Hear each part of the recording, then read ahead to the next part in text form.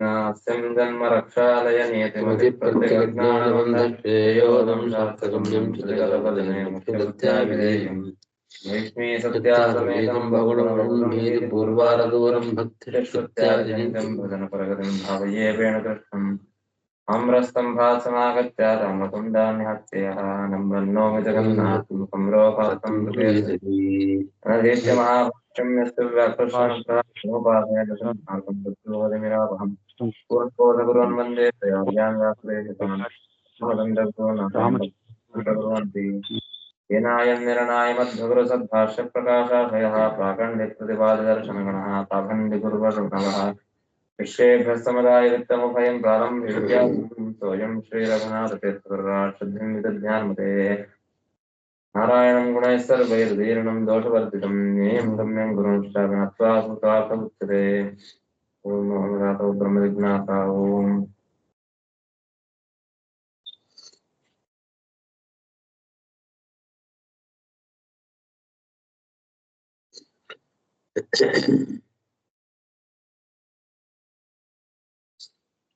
ವಿಷ್ಣು ಭಕ್ತಿರಪಿ ಅಲ್ಲಿಂದ ಬೇಕಲ್ಲ ಭಾಷ್ಯ ದೀಪಿಕ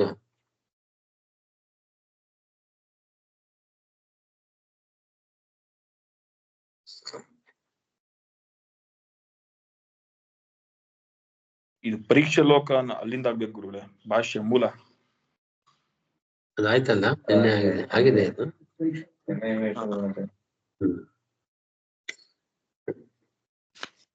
ಯಮೇವೇಶ್ವರಣತೆ ಲಭ್ಯ ಅಂತ ಭಾಷ್ಯ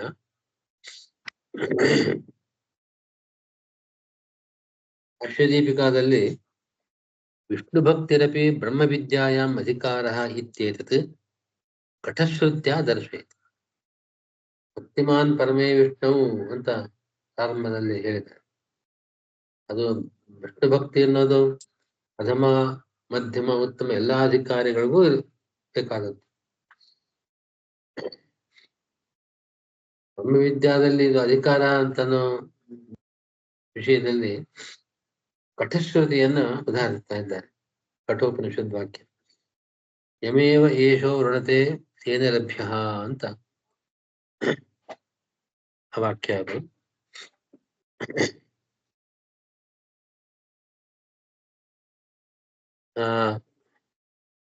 ತಸ್ಯೇಷ ಆತ್ಮ ಯುಣತೆ ಸ್ವಾಂ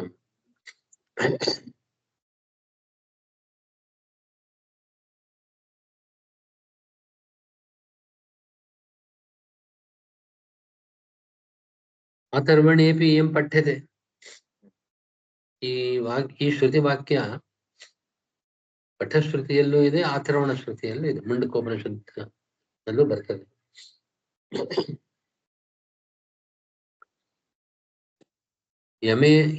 ಯಂ ಏವ ಏಷಃ ವೃಣತೆ ತೇನ ಲಭ್ಯಃ. ಏಷಃ ಅಂದ್ರೆ ಸಾಮಾನ್ಯವಾಗಿ ನಮ್ಮ ವ್ಯಾವಹಾರಿಕ ಸಂಸ್ಕೃತದಲ್ಲಿ ಏಷಃ ಅಂತಂದ್ರೆ ಇವನು ಅಂತ ಏತತ್ ಶಬ್ದ ಇದೆ. ಆದ್ರೆ ಇಲ್ಲಿ ಏಷಃ ಅಂದ್ರೆ ಇಚ್ಛಾರೂಪ ಅಂತ. ಇಚ್ಛಾಯಾಮ್ ಅನ್ನೋ ಧಾತುವಿನಿಂದ ನಿಷ್ಪನ್ನವ ಶಬ್ದ ಅದು. ಭಗವಂತ ಇಚ್ಛಾರೂಪ. ಏಷಃ ಇಚ್ಛಾರೂಪ ಆತ್ಮ ವಿಷ್ಣು. ಯಂ ಅಂದ್ರೆ ಯಂ ಅಧಿಕಾರಿಣಂ, ಯಾವ ಅಧಿಕಾರಿಯನ್ನ ವೃಣತೆ ಪರಿಗ್ರಹ ಮಾಡ್ತಾನೋ, ಅವನ ಮೇಲೆ ಅನುಗ್ರಹವನ್ನು ಮಾಡ್ತಾನೋ ಅಂತ ಅಭಿಪ್ರಾಯ. ತನ್ನವನು ಅಂತ ಸ್ವೀಕಾರ ಮಾಡಿದ್ದಾನು. ತೇನೈವ ಲಭ್ಯ ಅಂತಂದ್ರೆ ಪ್ರಾಪ್ಯ ಅಂದ್ರೆ ತಸ್ಯ ಪ್ರಸನ್ನೋ ಭವತಿ ಅಂತ ಒಟ್ಟು ತಾತ್ಪರ್ಯ. ಯಮೇವ ಏಷವು ಋಣತೆ, ಏಷಃ ಈ ಆತ್ಮ ಅಂತ ಹೀಗೆ ಅರ್ಥ ಮಾಡಬಾರ್ದು. ಇಚ್ಛಾ ಸ್ವರೂಪನಾದ ಭಗವಂತ ವಿಷ್ಣು, ಆತ್ಮಶಬ್ದಕ್ಕೆ ವಿಷ್ಣು ಅಂದ್ರೆ ಮುಖ್ಯ ಅರ್ಥ.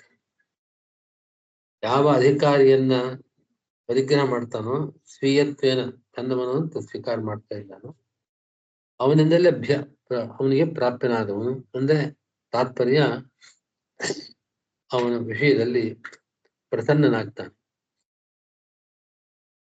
ತತಶ್ಚ ತಸ್ಯ ಅಧಿಕಾರಿಣಃ ಏಷಃ ಪ್ರಸನ್ನಃ ಆತ್ಮ ತ್ವಾಂ ತನೂಂ ರೂಪಂ ವೃಣತೆ ಪ್ರಕಾಶಯತಿ ಇತ್ಯರ್ಥಃ. ಈ ಏಷಃ ಅನ್ನೋ ಶಬ್ದವನ್ನ ಇಚ್ಛಾರೂಪನಾದ ಅಂತ ಒಂದು ವ್ಯಾಖ್ಯಾನ ಮಾಡೋದಲ್ಲ, ಅದೇ ಪದವನ್ನು ಆವೃತ್ತಿ ಮಾಡಿಕೊಂಡು ಏಷಃ ಹೀಗೆ ಪ್ರಸನ್ನನಾದ ಅಂತ ಹಾಗೂ ವ್ಯಾಖ್ಯಾನ ಮಾಡಬೇಕು. ತಸ್ಯ ತಸ್ಯ ತಸ್ಯ ಅಂದ್ರೆ ಈ ರೀತಿಯಾಗಿ ಯಾರನ್ನ ಪರಿಗ್ರಹ ಮಾಡಿದ್ದಾನೋ ತಸ್ಯ ಆ ಅಧಿಕಾರಿಗೆ ಏಷಃ ಆತ್ಮ ಹೀಗೆ ಪ್ರಸನ್ನನಾದ ಆ ಭಗವಂತ ತ್ವಾಂ ತನೂ ತನ್ನ ಸ್ವರೂಪವನ್ನ ತನ್ನ ರೂಪವನ್ನ ತನ್ನನ್ನ ಪೂರ್ಣತೆ ಪ್ರಕಾಶಯತಿ ಇತ್ಯರ್ಥಃ. ಅವನಿಗೆ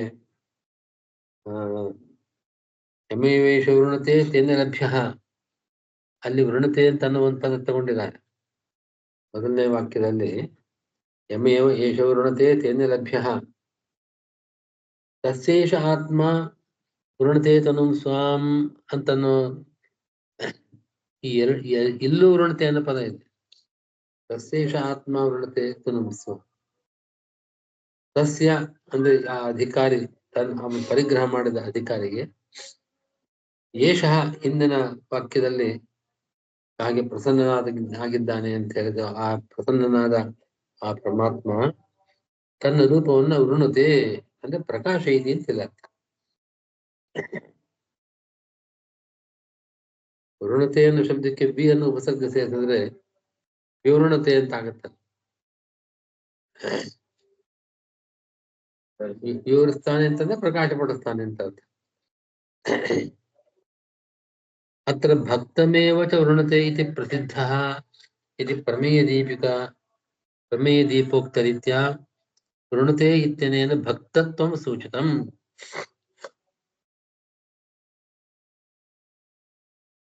ಪ್ರಮೇಯದೀಪದಲ್ಲಿ ಗೀತಾಭಾಷ್ಯ ಟೀಕಾದಲ್ಲಿ ಅವನು ಯಾರಿಗೆ ಭಕ್ತಮೇವ ವೃಣತೆ ಹಿಂದಿನ ವಾಕ್ಯದಲ್ಲಿ ಎಂ ಅಧಿಕಾರಿಣಂ ವೃಣತೆ ಪರಿಗ್ರಹ ಮಾಡ್ತಾನೋ, ಯಾರನ್ನ ಪರಿಗ್ರಹ ಮಾಡ್ತಾನೆ? ತನ್ನ ಭಕ್ತನ ಪರಿಗ್ರಹ ಮಾಡ್ತಾನೆ. ತನ್ನನ್ನು ದ್ವೇಷಿಸುವವರನ್ನ ತನ್ನನ್ನು ಉದಾಸೀನ ಮಾಡುವ ವಿಷಯದಲ್ಲಿ ಅವನು ಪರಿಗ್ರಹ ಮಾಡುವ ಸಂದರ್ಭವೇ ಇಲ್ಲ. ಆದ್ದರಿಂದ ವೃಣತೆ ಅಂತ ಹೇಳಿದ ಮಾತಿನಿಂದಲೇ ಹಾಗೆ ಭಗವಂತನಿಂದ ಸ್ವೀಕೃತನಾದವನು ಅವನು ಭಕ್ತ ಅಂತ ಸೂಚಿತವಾಗ್ತಾ ಇದೆ. ಟೀಕಾಕೃತ್ಪಾದರ ಪ್ರಮೇಯದೀಪಿಕಾದಲ್ಲಿ ಈ ರೀತಿ ಭಕ್ತಿ ಅನ್ನೋದು ಇದಕ್ಕೆ ಅಧಿಕಾರಕ್ಕೆ ಅವಶ್ಯಕವಾದದ್ದು ಅಂತ ಅನ್ನೋದನ್ನ ನಾವಲ್ಲಿ ತಿಳ್ಕೊಳ್ಬಹುದು. ತತ್ವಪ್ರದೀಪದಲ್ಲಿ ಸ್ವಲ್ಪ ಬೇರೆ ರೀತಿಯಾಗಿ ವ್ಯಾಖ್ಯಾನ ಮಾಡಿದ್ದಾರೆ.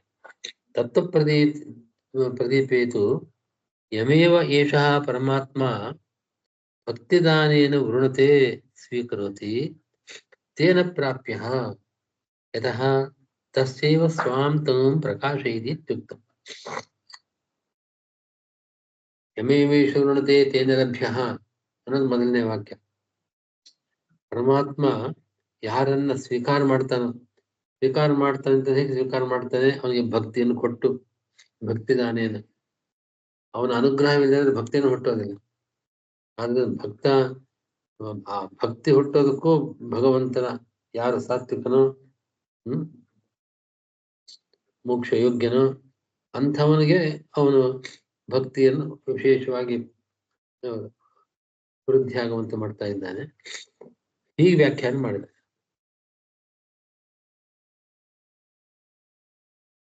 ಯಾಕೆ ಅಂತಂದ್ರೆ ಯಾರು ಭಕ್ತ ಅವನಿಂದಲೇ ಪ್ರಾಪ್ಯ, ಅವನಿಂದಲೇ ಹೊಂದಲ್ಪಡತಕ್ಕವನು. ಯಾಕೆ ಅಂತಂದ್ರೆ ಭಗವಂತನ ಪ್ರಾಪ್ತಿ ಆಗ್ಬೇಕಾದ್ರೆ ಭಗವಂತನ ಅಪರೋಕ್ಷವರ್ಗಾಗ್ಬೇಕು, ಭಗವಂತನ ಅಪರೋಕ್ಷ ಜ್ಞಾನ ಆಗ್ಬೇಕು. ಭಕ್ತಿಯನ್ನು ಕೊಟ್ಟು ಅವರನ್ನ ಸ್ವೀಕಾರ ಮಾಡಿ ಅವರಿಂದ ಹೊಂದಲ್ಪಡುವವನು ತೇನ ಪ್ರಾಪ್ಯ. ಯಾಕೆ ಅಂತಂದ್ರೆ ಅವರಿಗೆ ತನ್ನ ರೂಪವನ್ನ, ತನ್ನ ಸ್ವರೂಪವನ್ನ ಪ್ರಕಾಶಪಡಿಸ್ತಾ ಇದ್ದಾನೆ, ತನ್ನ ಅಪರೋಕ್ಷವನ್ನು ಕೊಡ್ತಾ ಇದ್ದಾನೆ.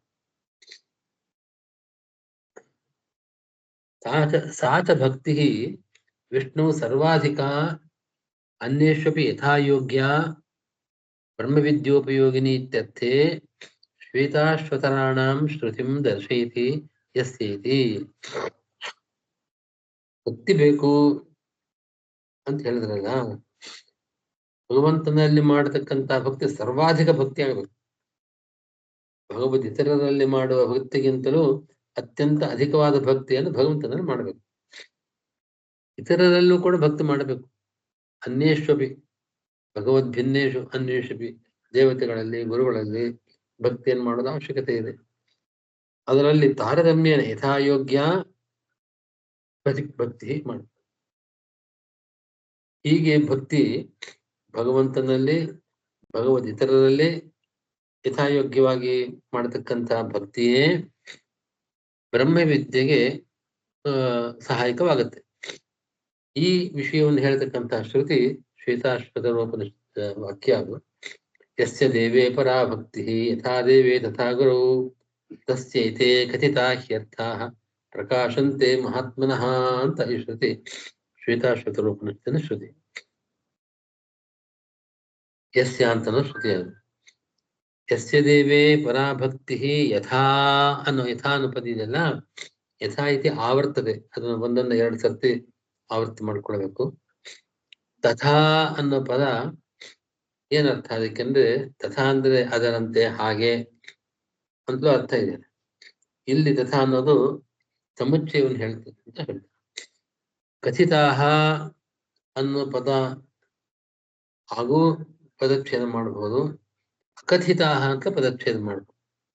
ತಸ್ಯೈತೆ ಕಥಿತಾ ಹ್ಯರ್ಥಾಹ ಅಂತ ಇದೆಯಲ್ಲ, ಏತೆ ಅನ್ನೋ ಪದ ಆದ್ಮೇಲೆ ಅಕಾರ ಪ್ರಶ್ಲೇಷ ಮಾಡಿಕೊಂಡು ಅಕಥಿತಾಹ ಅಂತ ಪದಚ್ಛೇದನ್ನು ಮಾಡಬೇಕು. ಹಾಗೆ ಮಾಡದೇನೆ ಕಥಿತಾಹ ಅಂತ ಮಾಡ್ಬೇಕು. ಕಥಿತಾಹ ಅಕಥಿತಾಹ ಅಂತ ಎರಡು ಪದಗಳು ಸಿಗುತ್ತದೆ. ದ್ವೇಧಾ ವಿಚ್ಛೇದ.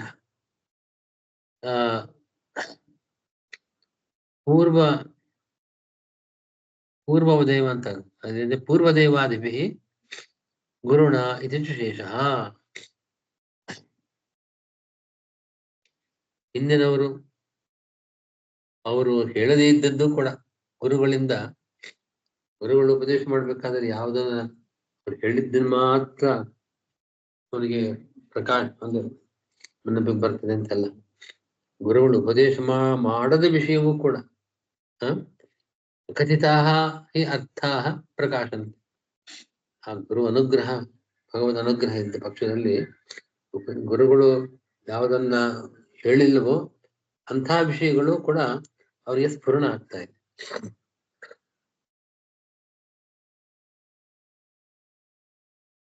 ಪೂರ್ವಂ ದೇವಾದಿಭಿ ಏನಿದೆ ಅಲ್ಲಿ ವಾಕ್ಯ?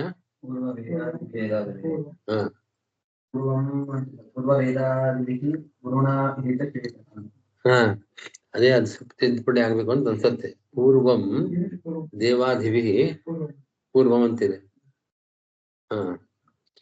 ಹಾಗೆ ಹಿಂದೆ ಅವನು ಅಧ್ಯಯನ ಮಾಡ್ಬೇಕಾದ್ರೆ ಗುರುಗಳ ಸಮೀಪದಲ್ಲಿ ದೇವತೆಗಳಾಗ್ಲಿ ಗುರುಗಳಾಗ್ಲಿ ಅದನ್ನ ಹೇಳ್ತಾರೆ ನೋಡು, ಗುರುಣಾಚ ಇತಿ ಶೇಷ. ಗುರುಣಾಚ ತಥಾಚ ಒಟ್ಟು ಅರ್ಥ ಹೀಗೆ.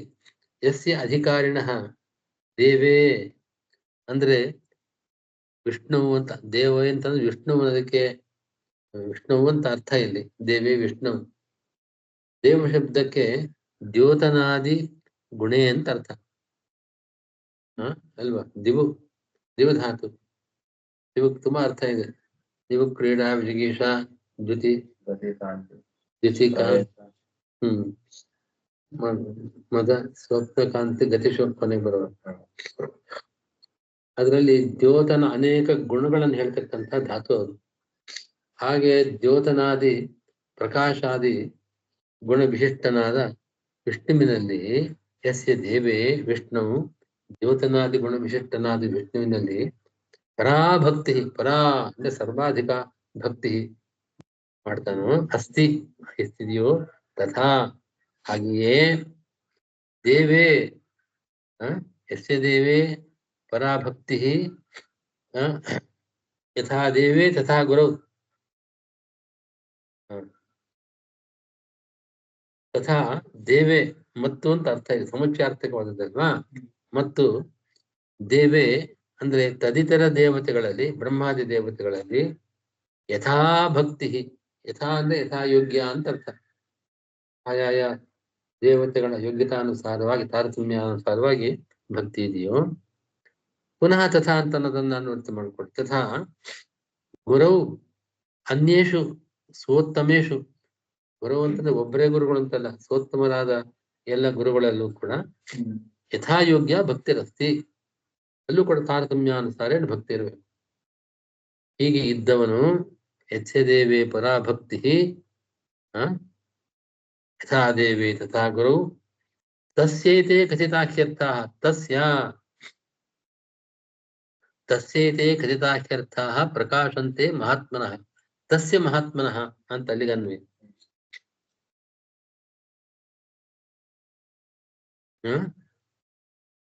ಮಹಾತ್ಮನಃ ಅಲ್ಲಿ ತಸ್ಯ ಮಹಾತ್ಮನಃ ಕರ್ತಿರ್ ಷಷ್ಠಿ ಅಂತ ಬರೀತಾರೆ. ತಸ್ಯ ಅಂದ್ರೆ ಷಷ್ಠಿ ವಿಭಕ್ತಿ ಅಂತ,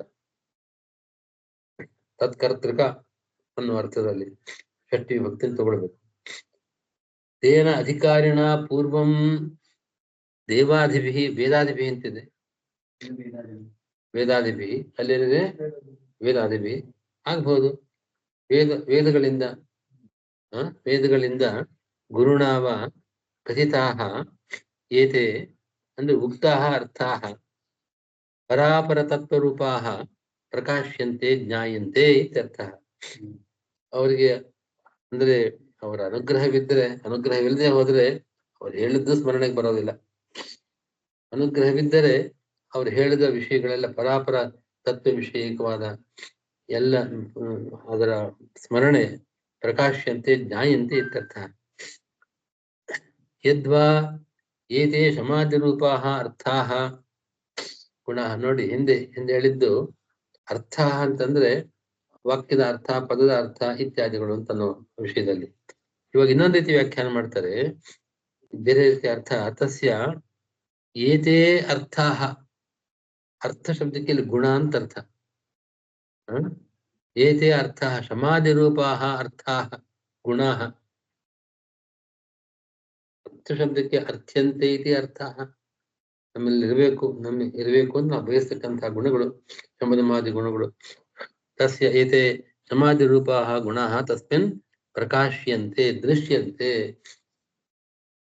ಅಂತಹ ಗುಣಗಳು ಕೂಡ ಅವನಲ್ಲಿ ಪ್ರಕಾಶವನ್ನು ಪಡಿತಾ ಇದೆ. ಇದಷ್ಟೇ ಅಲ್ಲ, ಅಥವಾ ಏತೆ ಕಥಿತಾಃ ಅಂತ ಇಟ್ಕೊಂಡು ಇವಾಗ ಹೇಳಿದ್ದೆ ಇದುವರೆಗೂ. ಈಗ ಅಕಥಿತಾಃ ಅಂತ ಪದಚ್ಛೇದ ಮಾಡಿಕೊಂಡು ಅಥವಾ ಅಕಥಿತಾಃ ಗುರುಭಿಃ ಅನುಪದಿಷ್ಟಾಃ ಅರ್ಥಾಃ, ಗುರುಗಳು ಹೇಳದೇ ಇರತಕ್ಕಂತ ವಿಷಯಗಳು ಕೂಡ ಅಸ್ಯ ಭಕ್ತಿವಶಾತ್ ಪ್ರಕಾಶ್ಯಂತೆ, ಅವನು ಮಾಡತಕ್ಕಂತಹ ಭಕ್ತಿಯಿಂದಾಗಿ ಅವು ಪ್ರಕಾಶ್ಯಂತೆ ಜ್ಞಾಯಂತೆ ಅಂತಹ ವಿಷಯಗಳು ತಿಳಿದು ಬರ್ತದೆ. ಹೀ ಅಂದ್ರೆ ಪ್ರಸಿದ್ಧ ಅಂತ ಅಭಿಪ್ರಾಯ. ಪ್ರಕಾಶ್ಯಂತೆ ಅಂತ ಪಾಠ ಇದೆ, ಪ್ರಕಾಶಂತೆ ಅಂತಲೂ ಪಾಠ ಇದೆ. ಕೆಲವು ಕಡೆಗೆ ಪ್ರಕಾಶಂತೆ ಇತಿ ಪಾಠೆ ತತ್ಕರ್ತೃಕ ಜ್ಞಾನಾನುಕೂಲ ಭಾನಕರ್ತಾರೋ ಭವಂತಿ.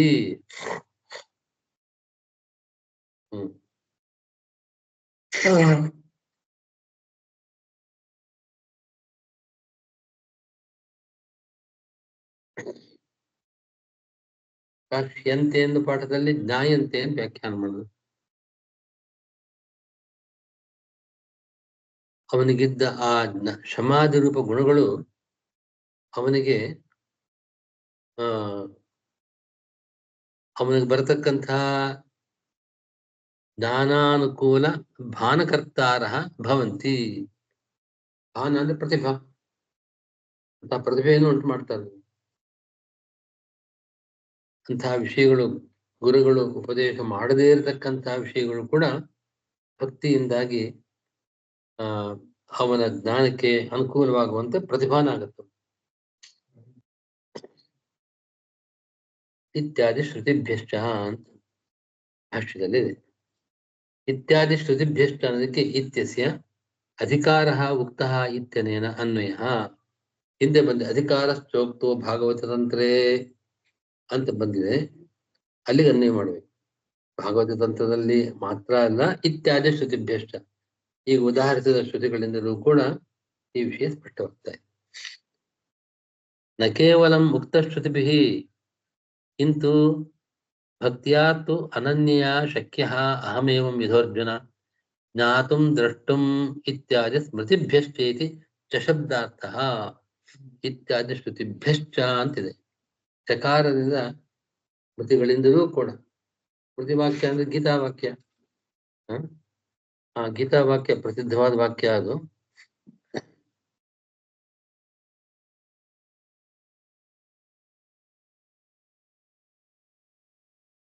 ಭಕ್ತಿಯಾ ತು ಅನನ್ಯಾ ಶಕ್ಯಃ ಅಹಂ ಏವಂ ವಿಧೋರ್ಜುನ ಜ್ಞಾತುಂ ದ್ರಷ್ಟುಂ ಚ ತತ್ವೇನ ಪ್ರವೇಷ್ಟುಂ ಚ ಪರಂತಪ ಅಂತ ಪೂರ್ಣವಾಕ್ಯ, ಪೂರ್ಣ ಶ್ಲೋಕ, ಗೀತಾ ಶ್ಲೋಕ. ಅನನ್ಯವಾದ ಭಕ್ತಿ ಭಗವಂತನಲ್ಲಿ, ಅದಕ್ಕೆ ಆ ಶ್ರುತಿಗಳಿಗೆ ಅನುಸಾರವಾಗಿ ಯಥಾಯೋಗ್ಯವಾಗಿ ದೇವತೆಗಳಲ್ಲಿ ಮತ್ತು ಗುರುಗಳಲ್ಲಿ ಸೇರಿಸ್ಕೊಳ್ಬೇಕು. ಅವರವರ ಯೋಗ್ಯತಾನುಗುಣವಾದ ಭಕ್ತಿಯಿಂದ ಅಹಂ ಏವಂ ವಿಧೋರ್ಜುನ, ಹಿಂದೆ ಯಾವ ರೀತಿ ಭಗವತ್ ಸ್ವರೂಪ ಹೇಳಿದೆ ಆ ರೀತಿಯಾಗಿ ನಾನು ಜ್ಞಾತುಂ ದ್ರಷ್ಟುಂ ಪ್ರವೇಷ್ಟುಂಚ, ತಿಳಿಯೋದಕ್ಕೋಸ್ಕರ ಪರೋಕ್ಷ ಜ್ಞಾನ, ದ್ರಷ್ಟುಂ ಅಂತ ಅಪರೋಕ್ಷ ಜ್ಞಾನ, ಪ್ರವೇಷ್ಟುಂ ಅಂತ ಹೊಂದತಕ್ಕಂಥದ್ದು ಭಗವತ್ ಪ್ರಾಪ್ತಿ ಆಗೋದಕ್ಕೂ ಕೂಡ ಆ ಭಕ್ತಿ ಕಾರಣವಾಗುತ್ತೆ ಅಂತ ಅಭಿಪ್ರಾಯ. ನಾನು ಭಾಷ್ಯ ದೀಪಿಕಾ ವಾಕ್ಯ ಇದು. ನಾನು ಯದಿ ಅಧ್ಯಯನವತಾಮೇವ ಬ್ರಹ್ಮವಿದ್ಯಾಧಿಕಾರಃ ತರ್ಹಿ ತ್ರಿವರ್ಣೇತರೇಷಾಂ ಅಧ್ಯಯನಾಭಾವೇನ ಅಧಿಕಾರೋ ನ ಸ್ಯಾತ್ ತತಶ್ಚ ತೇಷಾಂ ಬ್ರಹ್ಮಜ್ಞಾನಾಭಾವೇನ ಮೋಕ್ಷಾಭಾವ ಸ್ಯಾತ್ ಇತ್ಯಾಶಂಕಾಂ ಸ್ಮೃತ್ಯಾ ಪರಿಹರತಿ. ಸ್ಪಷ್ಟ. ಅಧ್ಯಯನ ಇದ್ದವರಿಗೆ ಪರಮೇ ಭಕ್ತಿಮಾನ್ ಪರಮೇ ವಿಷ್ಣು ಎಷ್ಟು ಅಧ್ಯಯನವಾನ್ ನರಃ ಹೀಗೆ ಹೇಳ್ತಾ ಇದ್ದೀರಿ. ವೇದಾಧ್ಯಯನ ಮಾಡಿದವನು ಮಾತ್ರ ಬ್ರಹ್ಮವಿದ್ಯೆಗೆ ಅಧಿಕಾರ ಅಂತ ಹೇಳ್ತಾ ಇದ್ದೀರಿ. ತ್ರೈವರ್ಣಿಕರಲ್ಲದವರಿಗೆ ಬ್ರಹ್ಮವಿದ್ಯಾ ಅಧಿಕಾರ ಇಲ್ಲ ಅಂತಾಯ್ತು. ಅವರಿಗೆ ವೇದಾಧ್ಯಯನ ಇಲ್ಲ. ವೇದಾಧ್ಯಯನ ಇಲ್ಲ ಅಂತಂದ್ಮೇಲೆ ಬ್ರಹ್ಮವಿದ್ಯೆಯಲ್ಲಿ ಅಧಿಕಾರ ಇಲ್ಲ ಅಂತಂದ್ಮೇಲೆ ಬ್ರಹ್ಮವಿದ್ಯೆ ಇಲ್ಲ, ಅವರಿಗೆ ಬ್ರಹ್ಮಜ್ಞಾನ ಬರಲಿಲ್ಲ. ಜಿಜ್ಞಾಸ ಈ ಶಾಸ್ತ್ರದಿಂದ ಬ್ರಹ್ಮಜ್ಞಾನ ಬರಲಿಲ್ಲ. ತಥಾಚ ಮೋಕ್ಷಾಭಾವ ಸ್ಯಾತ್, ಮೋಕ್ಷವಿಲ್ಲ ಅಂತ ಆದೀತು. ಅವ್ರಿಗೂ ಮೋಕ್ಷವಿದೆ.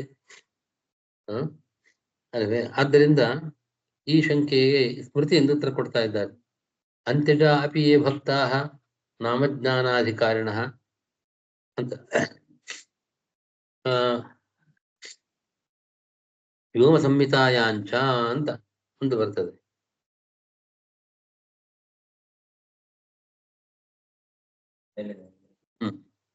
ವ್ಯೋಮ ಸಂಹಿತಾಯಾಂಚ ಇತ್ಯಾದಿ ಶ್ರುತಿಭ್ಯಷ್ಟ ಆದ್ಮೇಲೆ ವ್ಯೋಮ ಸಂಹಿತಾಯಾಂಚ, ವ್ಯೋಮ ಸಂಹಿತಾ ವಾಕ್ಯ ಇದು.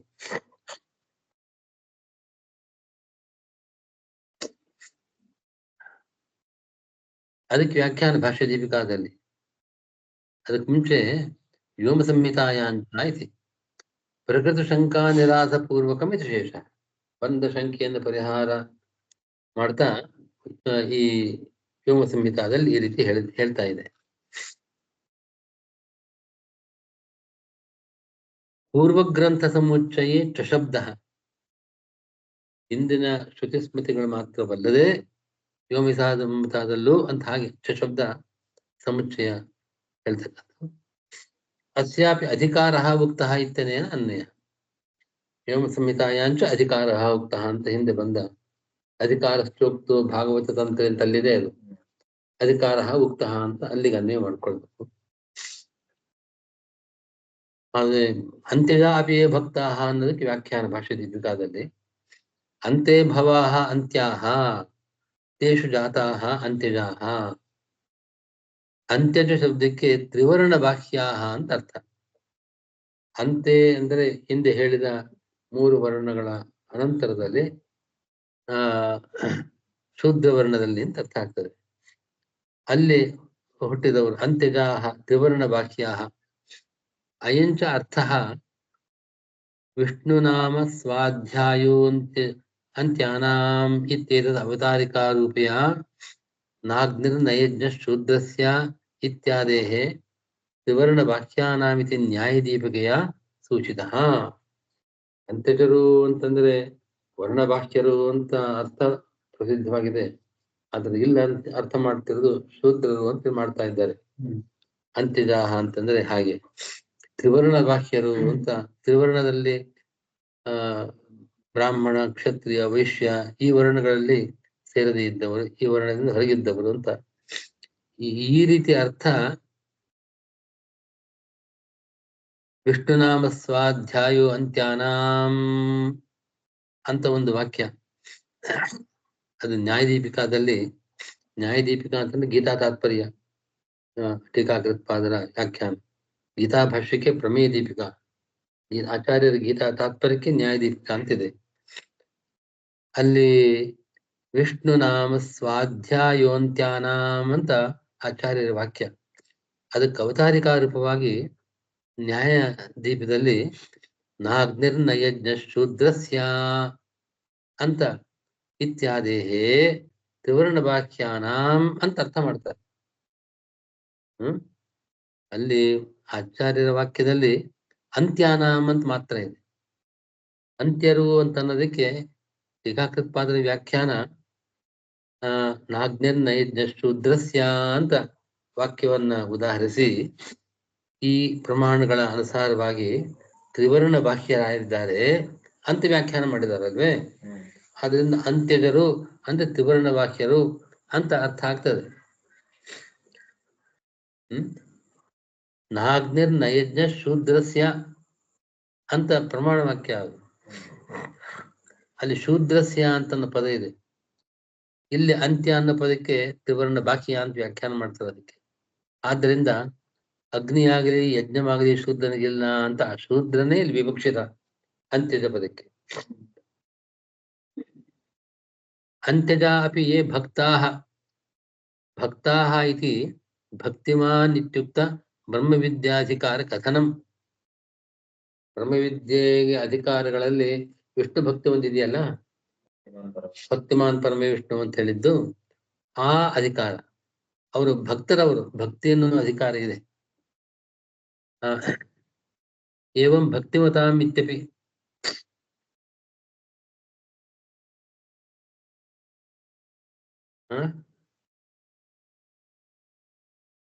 ಅಲ್ಲಿ ಭಕ್ತಿಮತಾಂ ಅಂತ ಹಿಂದೆ ಬಂದಿರ್ಬೇಕಲ್ಲ.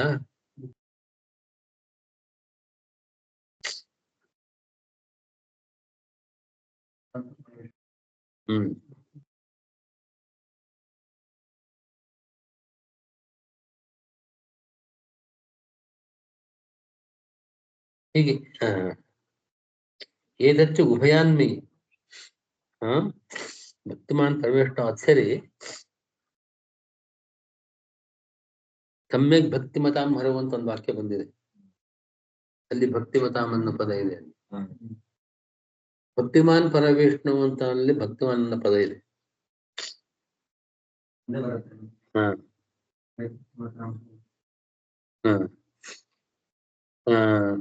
ಅದು ಎರಡ್ ಕಡೆಗೆ ಅನ್ವಯ ಅಂತ ಹೇಳ್ತಾರೆ, ಅದು ಮುಂದೆ ಸ್ಪಷ್ಟ ಆಗತ್ತೆ.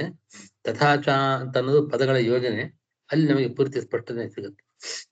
ನ ಕೇವಲಂ ತ್ರೈವರ್ಣಿಕಾಃ ಕಿಂತು ಯೇ ಅಂತ್ಯಜಾಃ ತ್ರಿವರ್ಣ ಬಾಕ್ಯಾಃ ಶೂದ್ರಾದಯಃ ಪುಲ್ಕಸಾಂತಾಃ.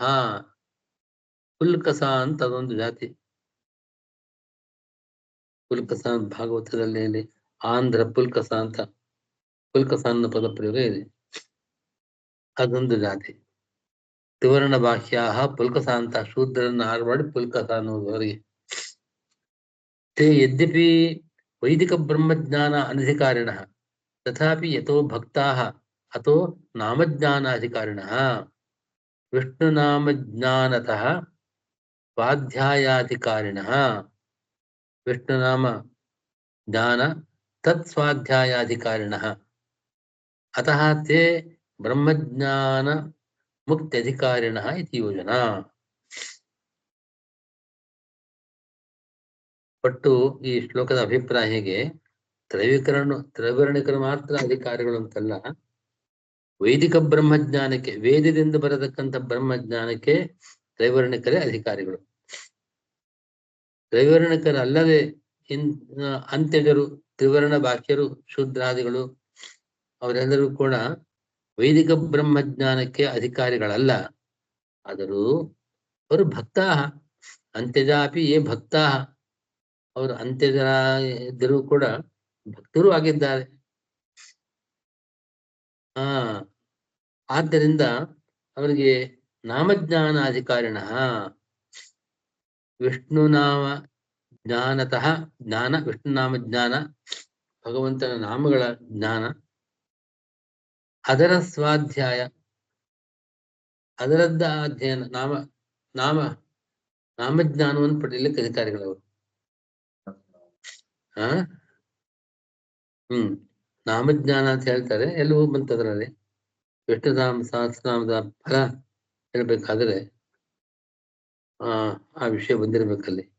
ವಿಷ್ಣುನಾಮ ಜ್ಞಾನ, ಅದರ ಸ್ವಾಧ್ಯಾಯ ಅಂತಂದ್ರೆ ಅಧ್ಯಯನ, ಅದರ ಅರ್ಥವನ್ನು ತಿಳ್ಕೊಂಡು, ಇಲ್ಲೂ ಕೂಡ ನಾಮಾರ್ಥವನ್ನು ತಿಳಿದು, ಕೇಶವ, ನಾರಾಯಣ, ಮಾಧವ ಅನ್ನೋ ನಾಮಗಳ ಅರ್ಥವನ್ನು ತಿಳಿದು ಅಧಿಕಾರಿಗಳಾಗ್ತಾರವರು. ಅದಕ್ಕೆ ಅಧಿಕಾರವಿದೆ ಅವರಿಗೆ. ಅದಹಾತೆ ಬ್ರಹ್ಮಜ್ಞಾನ ಮತ್ತು ಮೋಕ್ಷ, ಇದರಿಂದ ಬ್ರಹ್ಮನ ಜ್ಞಾನ ಬರ್ತದೆ ಅವರಿಗೆ. ಅಂತಹ ಒಂದು ಸಾಧನೆ ಮಾಡಿದ ಪಕ್ಷದಲ್ಲಿ ಆ ನಾಮಜ್ಞಾನ ಮತ್ತು ಅದರ ಸ್ವಾಧ್ಯಾಯ ಶಬ್ದಕ್ಕೆ ಹಿಂದೆ ಅಧ್ಯಯನ ಅಂತ ವ್ಯಾಖ್ಯಾನ ಮಾಡಿದ್ದಾರೆ. ಸ್ವಾಧ್ಯಾಯೋ ಅಧ್ಯೇತವ್ಯ ಅಂತ, ಅಧ್ಯೇತವ್ಯ ಅಂತ ಅಧ್ಯಯನವನ್ನು ಸ್ವಾಧ್ಯಾಯ ಪದಕ್ಕೆ ವೇದಾಧ್ಯಯನ ಮಾಡಬೇಕು ಅಂತ ಒಟ್ಟ ಅಭಿಪ್ರಾಯ. ಇಲ್ಲಿ ಅದರ ಅಧ್ಯಯನ ಅಂತ ಇಟ್ಕೊಳ್ಬೇಕು. ಅತಃ ತೇ ಬ್ರಹ್ಮಜ್ಞಾನ ಮತ್ತು ಮುಕ್ತಿ ಎರಡಕ್ಕೂ ಅಧಿಕಾರಿಗಳು. ಇದು ಯಾವ ಶ್ಲೋಕಕ್ಕೆ ಅರ್ಥ? ಅಂತ್ಯಜ ಅಪಿ ಭಕ್ತ ನಾಮಜ್ಞಾನ ಅಧಿಕಾರಿಣ ಅನ್ನೋ ವಾಕ್ಯಕ್ಕೆ ಅರ್ಥ ಇದು. ತ್ರೈವರ್ಣಿಕೇಶಪಿ ವೇದ ಅನಧಿಕಾರಿಣಾಂ ಕೇಶಾಂಚಿತ್ ಅಂತ್ಯಜೇಶ್ವಪಿ ಕೇಶಾಂಚಿತ್ ಭಕ್ತಿಮತಾಂ ಉಕ್ತಾದ್ ಅನ್ಯಚ್ಚ ಆಹ ಶ್ರೀಶೂದ್ರ ಬ್ರಹ್ಮಬಂಧೋ ನಾಮ.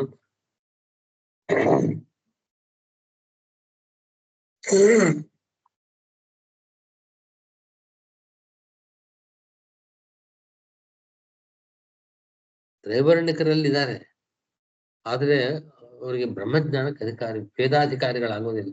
ವೇದಾಧಿಕಾರಿಗಳು ಕರ್ಕೊಂಡಿರ್ತಾರೆ, ಬ್ರಾಹ್ಮಣ್ಯವನ್ನೇ ಕರ್ಕೊಂಡಿರ್ತಾರೆ. ಅಂಥವರು ಕೆಲವರು.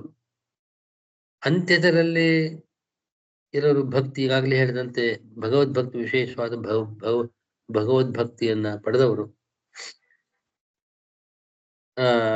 ಅಂದ್ರೆ ವೇದ ಅನಧಿಕಾರಿಗಳಾಗಿದ್ದಾರೆ ತ್ರೈವರ್ಣಿಕರಲ್ಲಿ, ಅವ್ರಿಗೂ ಭಕ್ತಿ ಇದೆ, ವೇದಾಧ್ಯಯನ ಮಾಡ್ಲಿಕ್ಕೆ ಅಧಿಕಾರ ಇಲ್ಲ ಅವರಿಗೆ. ಇನ್ನು ತ್ರಿವರ್ಣೇತರರು, ಶೂದ್ರಾದಿಗಳು, ಅವರು ಭಕ್ತರು ಯಾರಿದ್ದಾರೆ ಅವ್ರ ವಿಷಯದಲ್ಲಿ ಇನ್ನೊಂದು ವಿಷಯವನ್ನ ಹೇಳ್ತಾರೆ. ಸ್ತ್ರೀ ಶೂದ್ರ ಬ್ರಹ್ಮಬಂಧುವನ ತಂತ್ರಜ್ಞಾನೇಧಿಕಾರಿತ ಅನ್ನೋ ವಾಕ್ಯದಿಂದ. ಸ್ತ್ರೀ ಶೂದ್ರ ಬ್ರಹ್ಮಬಂಧುವನಾಮಿತಿ ಸ್ತ್ರೀಯಶ್ಚ ಶೂದ್ರಾಶ್ಚ ಬ್ರಹ್ಮಬಂಧವ ಬ್ರಾಹ್ಮಣಾಭಾಸಾಶ್ಚ ತೇಷಾಮಿತಿ ವಿಗ್ರಹ. ಸ್ತ್ರೀಯರು ಮತ್ತು ಶೂದ್ರರು ಮತ್ತು ಬ್ರಹ್ಮಬಂಧುಗಳು, ಬ್ರಾಹ್ಮಣರಿಗೆ ಅವರಿಗೆ ಬಂಧುಗಳಾಗಿರ್ತಾರೆ, ಸಂಬಂಧಿಕರು, ಬ್ರಾಹ್ಮಣರ ಸಂಬಂಧಿಕರು, ಸ್ವಯಂ ಬ್ರಾಹ್ಮಣ್ಯ ಕಳ್ಕೊಂಡಿರ್ತಾರೆ. ಬ್ರಹ್ಮಬಂಧುಗಳು ಬ್ರಾಹ್ಮಣಾಭಾಸರು ಅಂತ ಅರ್ಥ, ಅವರಿಗೆ ಅಂತ ಅಭಿಪ್ರಾಯ. ಸ್ತ್ರೀ ಶುದ್ಧ ಬ್ರಹ್ಮಬಂಧೂನಾಂ ತಂತ್ರಜ್ಞಾನೇಧಿಕಾರಿತ. ತಂತ್ರ ಅಂದ್ರೆ ಪಂಚರಾತ್ರ, ಪಂಚರಾತ್ರಾದಿ ಸ್ಮೃತಿ ಗ್ರಂಥಗಳು. ಅದರಿಂದ ತಂತ್ರಜ್ಞಾನ, ಅಲ್ಲಿ ಹೇಳಿದ ವಿಷಯದ ಜ್ಞಾನ ಪಡಲಿಕ್ಕೆ ಅವರ ಅಧಿಕಾರಿಗಳು. ವೇದಾರ್ಥವನ್ನು ತಿಳಿಯಕ್ಕೆ ಅಧಿಕಾರ ಇಲ್ಲ ಅವ್ರಿಗೆ. ಬ್ರಹ್ಮ ಜಿಜ್ಞಾಸೆಗೆ ಅವಕಾಶವಿಲ್ಲ. ಬ್ರಹ್ಮ ಜಿಜ್ಞಾಸ ಅಂತಂದ್ರೆ ಈಗ ವೇದಾರ್ಥ ನಿರ್ಣಯ ಮಾಡಿ ಬ್ರಹ್ಮಜ್ಞಾನವನ್ನು ಪಡ್ಲಿಕ್ಕೆ ಅಧಿಕಾರವಿಲ್ಲ. ಆದರೆ ಪಂಚರಾತ್ರಾದಿ ಗ್ರಂಥಗಳನ್ನ ಅಧ್ಯಯನ ಮಾಡಿ ಅದರಿಂದ ಜ್ಞಾನವನ್ನು ಪಡೆಯುವುದಕ್ಕೆ ಅಧಿಕಾರವಿದೆ. ತಂತ್ರೋತ್ಪನ್ನ ಬ್ರಹ್ಮವಿದ್ಯಾಯಾಮಿತಿ ಯಾವತ್ತು, ಪಂಚರಾತ್ರಾದಿ ಗ್ರಂಥಗಳಿಂದ ಬರತಕ್ಕಂತಹ ಬ್ರಹ್ಮಜ್ಞಾನದಲ್ಲಿ ಅಧಿಕಾರವಿದೆ. ಅಭಿಶಬ್ದ ಅತ್ರಾಪಿ ಸಂಬದ್ಧತೆ ತಥಾಚ ತೇಷಾಂ ತಜ್ಞಾನದ್ವಾರ ಅಪಿ ಮೋಕ್ಷೋಪಪತ್ತೇರಿತಿ ಭಾವ. ಈ ರೀತಿಯ ಜ್ಞಾನದಿಂದಲೂ ಕೂಡ ಅಂತ್ಯಜಾಪಿ ಅಂತ್ಯಜಾಪಿ ಅಂತ ಅಪಿಶಬ್ದ ಇದೆಯಲ್ಲ, ಆ ಅಪಿಶಬ್ದವನ್ನು ಇಲ್ಲಿಗೂ ಸೇರಿಸ್ಕೊಳ್ಳಿ ಅಂತಾರೆ. ಸ್ತ್ರೀ ಶೂದ್ರ ಬ್ರಹ್ಮಬಂಧು ನಾಮಪಿ ಅವರಿಗೆ ತಂತ್ರಜ್ಞಾನೇ ಅಧಿಕಾರಿತ, ಪಂಚರಾತ್ರಾದಿ ಗ್ರಂಥಗಳ ಅಧ್ಯಯನಕ್ಕೆ ಅಧಿಕಾರವಿದೆ. ಅದರಿಂದ ಬ್ರಹ್ಮಜ್ಞಾನವನ್ನು ಪಡೆಯಬಹುದು. ಆ ಜ್ಞಾನದಿಂದ ಅವರು ಮೋಕ್ಷವನ್ನು ಹೊಂದಲು ಸಾಧ್ಯವಿದೆ ಅಂತ ಅಭಿಪ್ರಾಯ. ತಂತ್ರೇಪಿ ನ ಸರ್ವತ್ರ ಅಧಿಕಾರ ಕಿಂತು ಏಕದೇಶೇ ಏವ. ಏಕದೇಶೇ ಅಂತ ಮುಂದಿನ ವಾಕ್ಯ ಇದೆಯಲ್ಲ, ಏಕದೇಶೇ ಪರೋಕ್ತೇತು ನತು ಗ್ರಂಥ ಪುರಸ್ತರೆ. ಪಂಚರಾತ್ರದಲ್ಲೂ ಕೂಡ ಕೆಲವು ಭಾಗದಲ್ಲಿ ಮಾತ್ರ ಅಧಿಕಾರ, ಅದರಲ್ಲೂ ಕೂಡ ಪರೋಕ್ತೇತು, ಪರೋಕ್ತೆ ನತು ಗ್ರಂಥ ಪುರಸ್ತರೆ. ಅವರನ್ನೇ ಪ್ರಧಾನವಾಗಿ ಕೂಡಿಸ್ಕೊಂಡು ಗ್ರಂಥವನ್ನ ಹಿಡಿದು ಅವರು ಪಾಠ ಹೇಳಬಾರ್ದು. ಸ್ವಪ್ರಾಧಾನ್ಯೇನ ಗ್ರಂಥಾರಂಭೇನ ಅಧಿಕಾರ, ಸ್ವಪ್ರಾಧಾನ್ಯೇನ ಗ್ರಂಥಾರಂಭೆ ಅಧಿಕಾರ ನಾಸ್ತಿ ಅಂತ ಅರ್ಥ. ಕಿಂತು ಪರೋಕ್ತೆ ಪರೇಣ ಅನ್ಯೇನ ಪರಾರ್ಥಂ ಪ್ರತಿ ಪ್ರೋಕ್ತೆ. ಪರೇಣ ಇನ್ನೊಬ್ಬನಿಗೆ ಉಪದೇಶ ಮಾಡ್ತಾ ಇದ್ದಾರೆ, ಇವ್ರ ಕೈಯಲ್ಲಿ ಪುಸ್ತಕ ಇರೋದಿಲ್ಲ, ಪುಸ್ತಕ ಹಿಡ್ಕೊಂಡು ಅವರನ್ನೇ ಕುರಿತು ಪಾಠ ಹೇಳಬಾರದು. ಹಾಗೆ ಆ ರೀತಿಯಾಗಿ ಅಧ್ಯಯನ ಮಾಡ್ಲಿಕ್ಕೆ ಅವಕಾಶ ಇದೆ. ಪರೇಣ ಪರಾರ್ಥಂ ಪ್ರೋಕ್ತೆ, ಮತ್ತೊಬ್ಬರಿಗೋಸ್ಕರ ಹೇಳುವ ರೀತಿಯಲ್ಲಿ. ಏಕದೇಶೇ ಅಂತ ಅನ್ನೋದು ಹಾಗೆ. ಏಕದೇಶೇ ಪರೋಕ್ತೇತು ಇದೆಯಲ್ಲ, ಅವಧಾರಣೇತು ಶಬ್ದ ತು ಅಂದ್ರೆ ಏವ ಅಂತ ಅರ್ಥ. ಏಕದೇಶೇ ಏವ ತದ್ ವ್ಯಾವರ್ತ್ಯಮಃ ನತು, ಏಕದೇಶದಲ್ಲಿ ಮಾತ್ರ, ನತು ಎಲ್ಲಿಲ್ಲ ಅಂದ್ರೆ ನತು ಗ್ರಂಥ ಪುರಸ್ತರೆ. ಸ್ತ್ರೀಯಾದಿ ಮಾತ್ರ ಪುರಸ್ಕಾರೇಣ ಪ್ರಾರಭ್ಯಮಾಣ ತಂತ್ರಗ್ರಂಥಾದು ತೇಷಾಂ ನಾಧಿಕಾರಿತ ಇತ್ಯರ್ಥ. ಸ್ತ್ರೀಯರೇ ಮೊದಲಾದವರನ್ನ ಅವರನ್ನ ಉದ್ದೇಶಿಸಿ ಪ್ರಾರಂಭ ಮಾಡತಕ್ಕಂಥ ತಂತ್ರಗ್ರಂಥಗಳು ಕೆಲವಿದೆ, ಅವುಗಳಲ್ಲಿ ಅಧಿಕಾರವಿಲ್ಲ.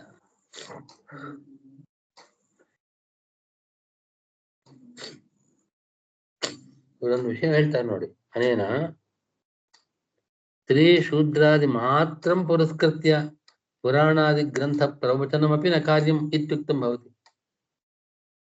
ಇನ್ನೊಬ್ಬರು ಅಲ್ಲಿ ಪುರುಷರು ಯೋಗ್ಯರು ಇರಬೇಕು ಕೇಳಲಿಕ್ಕೆ, ಶ್ರೋತ್ರಗಳು ಅವ್ರಿಗೆ ಹೇಳ್ಬೇಕಾದ್ರೆ ಅವರು ಕೇಳ್ಬೋದಷ್ಟೇ. ಅವರನ್ನೇ ಪ್ರಧಾನವಾಗಿ ಇಟ್ಕೊಂಡು ಪ್ರವಚನ ಮಾಡ್ತಕ್ಕದ್ದು ಯುಕ್ತವಲ್ಲ ಅಂತ ಅಭಿಪ್ರಾಯ. ದ್ವಿತೀಯ ಶಬ್ದಸ್ಯ ಉತ್ತರತ್ರ ಅನ್ವಯ.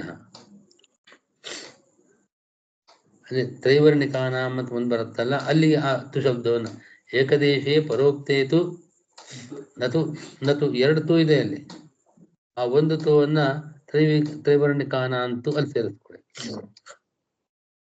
ತರ್ಹಿ ವೇದೋತ್ಪನ್ನ ಬ್ರಹ್ಮವಿದ್ಯಾಯಾಂ ಕೇಷಾಂ ಅಧಿಕಾರಃ ಪರಿಶೇಷಾತ್ ತ್ರೈವರ್ಣಿಕಾನಾಂ ಚೇತ್ ತೇಷಾಮಪಿ ಕಿಂ ಸರ್ವೇಷಾಂ ಅಧಿಕಾರಃ ನ. ಅಂದ್ರೆ ನೀವು ಯಾರಿಗೆ ಬ್ರಹ್ಮವಿದ್ಯಾಧಿಕಾರ, ವೈದಿಕ ಬ್ರಹ್ಮವಿದ್ಯೆ ಅಧಿಕಾರ ಇಲ್ಲ ಅಂತ ಹೇಳಿದ್ರೆ ಅದೊಂದು ಅರ್ಥವಾಯ್ತು. ಸ್ತ್ರೀ ಶೂದ್ರ ಬ್ರಹ್ಮಬಂಧುವನಾಂ ಅವ್ರಿಗಿಲ್ಲ ಅಂತ ಹೇಳಿದ್ರೆ, ಅದರಂತೆ ಪಂಚಜಾಪಿಯೇ ಭಕ್ತಾ ಅವ್ರಿಗೂ ಇಲ್ಲ ಅಂತ ಹೇಳಿದರೆ, ವೇದೋತ್ಪನ್ನವಾದ ವೇದದಿಂದ ಬರತಕ್ಕಂಥ ಬ್ರಹ್ಮವಿದ್ಯೆಯಲ್ಲಿ ಯಾರಿಗೆ ಅಧಿಕಾರ? ಅದು ಸ್ಪಷ್ಟ ಆಗಿದೆ. ಇವ್ರಿಗಿಲ್ಲ ಅಂತಂದ್ಮೇಲೆ ಉಳಿದವ್ರು ಯಾರು, ಅವ್ರಿಗೆ ಅಧಿಕಾರ. ಪರಿಶೇಷಾತ್ ತ್ರೈವರ್ಣಿಕಾನಾಂ, ಈ ಮೂರು ವರ್ಣದವರಿಗೆ ಬ್ರಾಹ್ಮಣ ಕ್ಷತ್ರಿಯ ವೈಶ್ಯರು ಇವರಿಗೆ ಅಧಿಕಾರವಿದೆ ಅಂತಂದ್ರೆ ಅವರೆಲ್ಲರಿಗೂ ಅಧಿಕಾರವಿದೆಯೋ? ತೇಷಾಮಪಿ ಕಿಂ ಸರ್ವೇಷಾಂ ಅಧಿಕಾರಃ? ಇಲ್ಲ, ಹಾಗಲ್ಲ. ನ ಕಿಂತು ಕೇಷಾಂಚಿತ್ ಕೆಲವರಿಗೆ ಮಾತ್ರ ತ್ರೈವರ್ಣಿಕಾನಾಂ ವೇದೋಕ್ತೆ ಸಮ್ಯಕ್ ಭಕ್ತಿಮತಾಂ ಹರು ಅಂತ ಆ ವಾಕ್ಯ. ವೇದೋಕ್ತೆ ವೇದೋತ್ಪನ್ನ ಬ್ರಹ್ಮಜ್ಞಾನೇತು ಹರೌ ಸಮ್ಯಕ್ ಭಕ್ತಿಮತಾಂ ಏವ ತ್ರೈವರ್ಣಿಕಾನಾಂ ಉಕ್ತೇತರ ಬ್ರಹ್ಮಕ್ಷತ್ರಿಯ ವೈಶ್ಯಾನಾಂ ಅಧಿಕಾರಿ ಇತ್ಯರ್ಥಃ. ವೇದದಿಂದ ಬರತಕ್ಕಂತಹ ಬ್ರಹ್ಮಜ್ಞಾನಕ್ಕೆ ಅವರು ತ್ರೈವರ್ಣಿಕರು ಎಲ್ಲರಿಗೂ ಅಧಿಕಾರ ಇಲ್ಲ. ತ್ರೈವರ್ಣಿಕರು ಬ್ರಾಹ್ಮಣ, ಕ್ಷತ್ರಿಯ, ವೈಶ್ಯ ಕುಲದಲ್ಲಿ ಹುಟ್ಟಿದವರು ಎಲ್ರಿಗೂ ಅಂತ ಹಾಕಿ ತಗೊಳ್ಬಾರ್ದು. ಸಮ್ಯಕ್ ಭಕ್ತಿ ಮತ, ಸರಿಯಾದ ದೃಢವಾದ ಭಕ್ತಿ, ನಿರ್ದಿಷ್ಟವಾದ ಭಕ್ತಿ, ಅಂಥ ಭಕ್ತಿ ಇದ್ದವ್ರಿಗೆ ಮಾತ್ರ, ಅಂಥ ತ್ರೈವರ್ಣಿಕರಿಗೆ ಮಾತ್ರ. ತ್ರೈವರ್ಣಿಕರು ಅಂತಂದ್ರೆ ಉಕ್ತೇತರ, ಉಕ್ತರು ಯಾರು? ಅಂತ್ಯಜಾಹ, ಶ್ರೀ ಸೂಕ್ತ ಬ್ರಹ್ಮಬಂಧವ, ಈಗ ಹೇಳಿದ್ರಲ್ಲ, ಅವರನ್ನು ಬಿಟ್ಟು ಉಳಿದ ಬ್ರಹ್ಮ ಅಂದ್ರೆ ಬ್ರಾಹ್ಮಣ, ಕ್ಷತ್ರಿಯ, ವೈಶ್ಯರು ಸಮ್ಯಕ್ ಭಕ್ತಿಮಂತರಾಗಿದ್ದರೆ ಅಂಥವ್ರಿಗೆ ಮಾತ್ರ ಅಧಿಕಾರ. ನ ಕೇವಲಂ ನಾಮಜ್ಞಾನಾಧಿಕಾರ ಇತ್ಯರ್ಥೇಪಿ ಶಬ್ದ. ನಾಮಜ್ಞಾನಾಧಿಕಾರವರೆಗೂ ಇದೆ. ನಾಮಜ್ಞಾನಾಧಿಕಾರ ತ್ರೈವರ್ಣ ಬಾಹ್ಯರಿಗೆ ಮಾತ್ರ ಅಂತಂದ್ರೆ ಅವ್ರು ಮಾತ್ರ, ಇವ್ರ ನಾಮಜ್ಞಾನಾಧಿಕಾರ ಇಲ್ಲ ಅಂತ ಅರ್ಥ. ತ್ರೈವರ್ಣಿಕರಿಗೆ ನಾಮಜ್ಞಾನಾಧಿಕಾರ ಇದ್ದೇ ಇದೆ. ಆದರೆ ಅಷ್ಟು ಮಾತ್ರ ಅಲ್ಲ, ಹೀಗೆ ಈಗ ಹೇಳಿದ ರೀತಿಯಲ್ಲಿ ವೇದೋಕ್ತ ಬ್ರಹ್ಮಜ್ಞಾನದಲ್ಲಿ ಅಧಿಕಾರ ಮಾತ್ರ ತ್ರೈವರ್ಣಿಕರಾದವರಲ್ಲೂ ಕೂಡ ಯಾರು ಸಮ್ಯಕ್ ಭಕ್ತಿವಂತರು ಅವ್ರಿಗೆ ಮಾತ್ರ.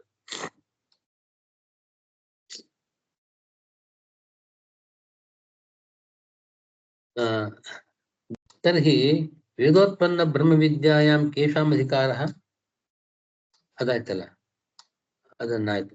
ನ ಕೇವಲ ನಾಮಜ್ಞಾನಾಧಿಕಾರಃ ಇತ್ಯರ್ಥೇಪಿ ಶಬ್ದಃ.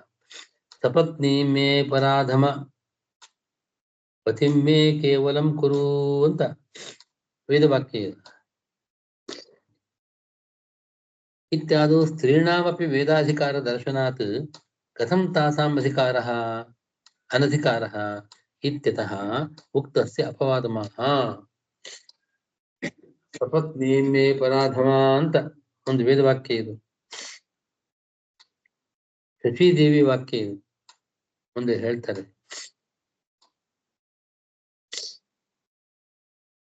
ಶಚೀದೇವಿ ಪ್ರಾರ್ಥನೆ ಮಾಡ್ತಾಳಂತೆ, ಭಗವಂತನನ್ನ ಪ್ರಾರ್ಥನೆ ಮಾಡೋದು. ಸಪತ್ನಿ ಮೇ, ನನಗೆ ಸವತಿ ಅವಳನ್ನು ನಿವಾರಿಸು. ಪರಾಧಮ, ಪರಾಣುದ ಅಂದರೆ ಇಲ್ಲದಂತೆ ಮಾಡು. ಸಪತ್ನಿ ಇಲ್ಲದಂತೆ ಮಾಡು, ಸವತಿ ಇಲ್ಲದೆ ಇದ್ದಂತೆ ಮಾಡು. ಪತಿಮ್ಮೆ ಕೇವಲಂ ಕುರು, ಪತಿ ಅಂತ ಯಾರಿದ್ದಾನೆ ಇಂದ್ರ, ನನಗೆ ಮಾತ್ರ ಪ್ರಿಯಾಗಿರ್ಬೇಕಷ್ಟೆ. ಹಾಗೆ ಅಂತ ಶಚೀದೇವಿ ಮಾಡುವ ಪ್ರಾರ್ಥನೆ. ಈಗ ಅವಳ ವಾಕ್ಯ ಇದು, ಶಚೀದೇವಿಯ ವಾಕ್ಯ ಇದು. ಶಚಿ ವಾಕ್ಯ ಅಂತಂದ್ಮೇಲೆ ವೇದ ಮಂತ್ರ ಇದು. ಹಾಗಾದ್ರೆ ವೇದ ಸಾಕ್ಷಾತ್ಕಾರ ಅವ್ರಿಗೂ ಆಗಿದೆ, ವೇದಾಧಿಕಾರ ಇದೆ ಅಂತ ಹೇಳ್ಬೇಕಾದದ್ದಿಲ್ಲ.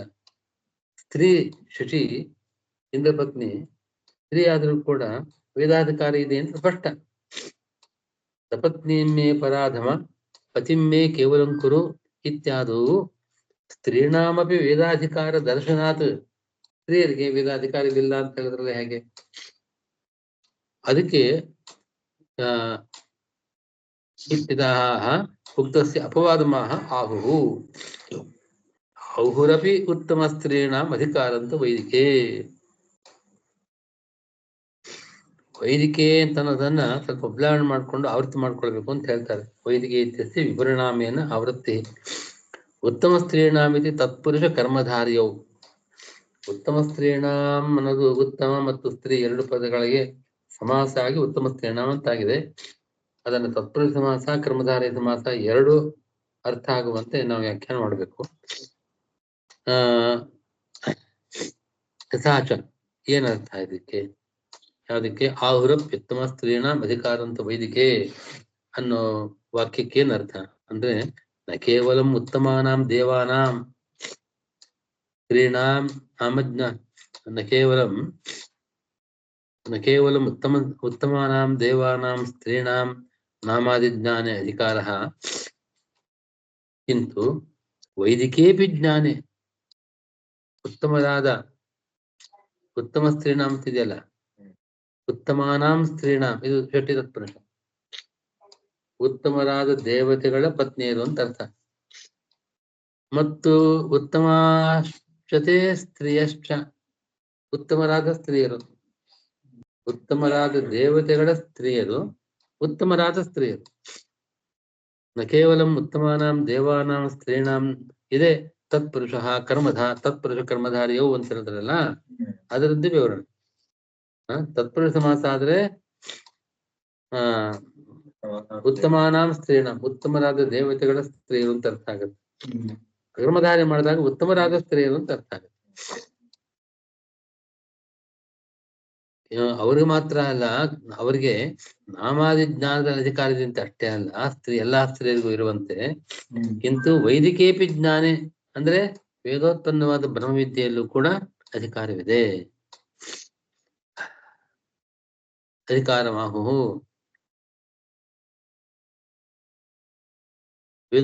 ವೈದಿಕಾಹ ಅಧಿಕಾರಮಾಹು. ಆಹುಹು ಹೇಳ್ತಾರೆ, ಯಾರು ಹೇಳ್ತಾರೆ? ವೈದಿಕರೇ ಹೇಳೋ ಮಾತು.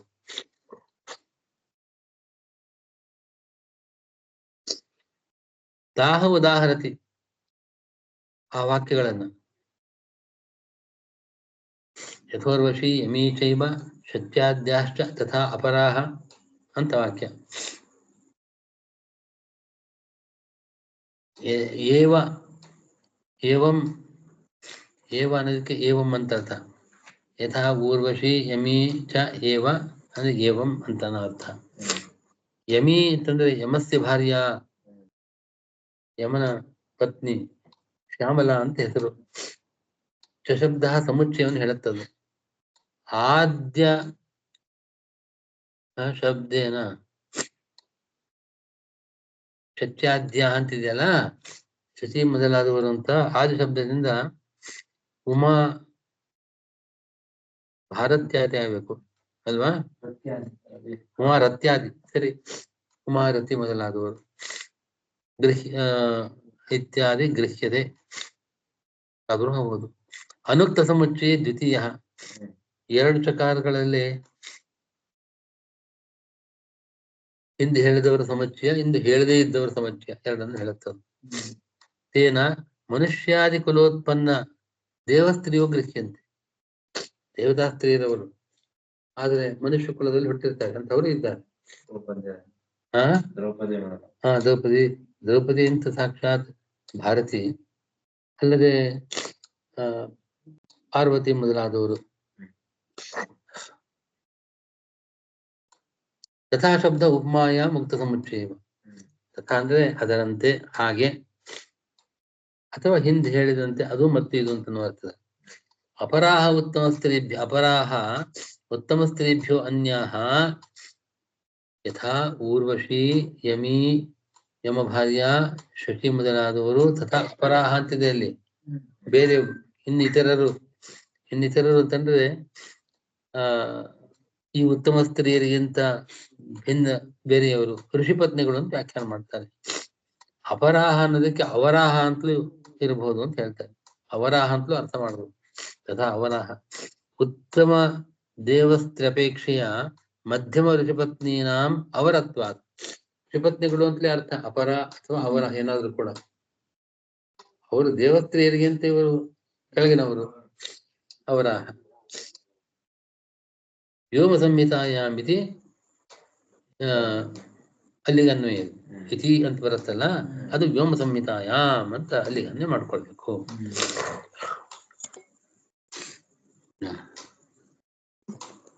ನಿಲ್ಲಿಸ್ತೀನಿ ಇವತ್ತು ಶ್ರೀಕೃಷ್ಣ.